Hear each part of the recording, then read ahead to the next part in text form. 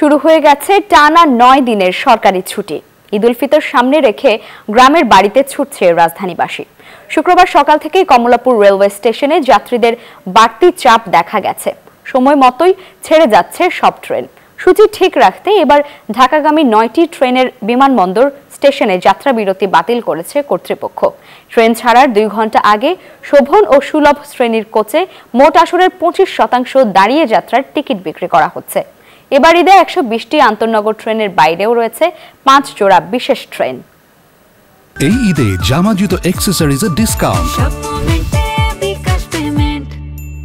আজকে সকাল থেকে কিন্তু আমরা বেশ ভিড় লক্ষ্য করেছি ঘরে ফিরে সব যাত্রীদের। তবে এখন কিছুটা কিন্তু প্ল্যাটফর্ম কিছুটা দেখতে পাচ্ছি যে খালি রয়েছে।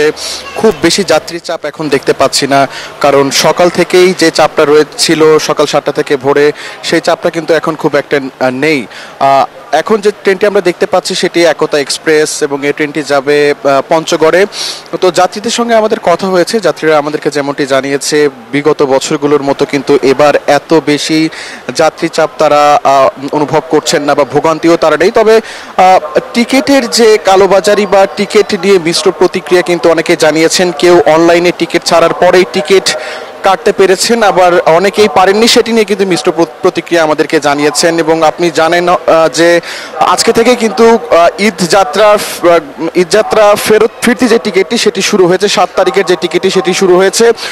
অনেকে বলছেন যে আসলে টিকিট অনলাইনে ছাড়ার সাথে সাথে সেই টিকিটটি বিক্রি হয়ে যাচ্ছে, তারা টিকিট পাচ্ছেন না। অনেকে স্টেশনে এসে টিকিট কাটার চেষ্টা করছেন, সেটিও তারা পাচ্ছেন না, এমনটি আমাদেরকে জানিয়েছেন। এবং রেলওয়ের প্রতি বছরের যে চিত্র থাকে সেই চিত্রটা কিন্তু এবার একদমই ভিন্ন আমাদেরকে যাত্রীরা বলছেন।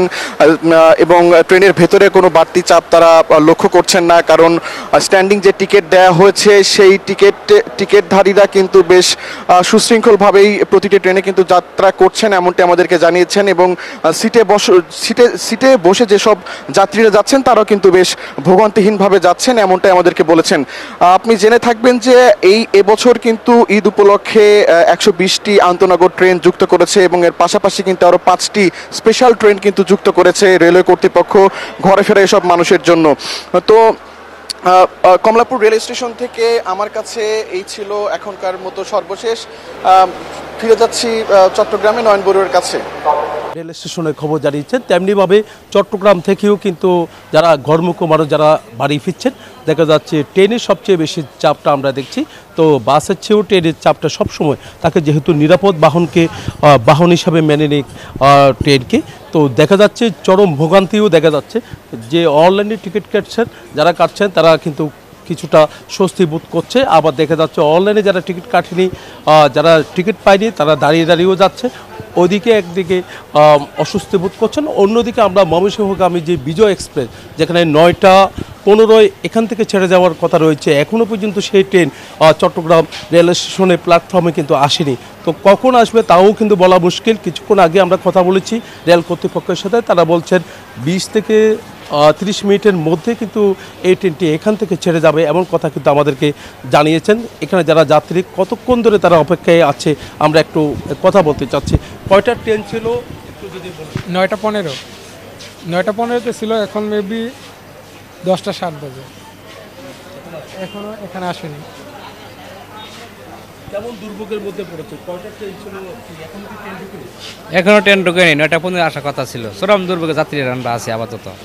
এরকম বাংলাদেশ রেলওয়ে দৃষ্টি আকর্ষণ করছি, সঠিক টাইমে ট্রেনটা দিলে আমাদের ভালো হইতো আর কি। আমরা তো জামালপুর। বুঝতে পেরেছেন, এখানে অপেক্ষা করছে, আসলে অপেক্ষার শেষও হচ্ছে না কখন ট্রেনটি আসবে। তো 2টি ট্রেন কিন্তু শিডিউল বিপর্যয় আমরা দেখছি, একটি পাহাড়িকা এক্সপ্রেস, অন্যটি হলো বিজয় এক্সপ্রেস। তো বিজয় এক্সপ্রেস ট্রেনটি যদি আসতো তাহলে যে এখন অপেক্ষা করছে তারা দ্রুত সময়ের মধ্যে বাড়ি ফিরতে পারত বলে আমাদেরকে জানিয়েছেন। তো আমরা আরেকজনের সাথে একটু কথা বলার চেষ্টা করব। আমরা একটু আপনার সাথে একটু কথা বলতে চাচ্ছি। কতক্ষণ ধরে আপনারা অপেক্ষা আছেন? আমরা তো এখানে অপেক্ষা আছি প্রায় 8:30 থেকে, এখনো ট্রেন আসেনি। আরও কতক্ষণ লাগে বলতে পারি না সঠিক। এই ছিল আমার এখানকার সর্বশেষ। ফিরে যাচ্ছি স্টুডিওতে আপনার কাছে। জয়, ধন্যবাদ আপনাকে।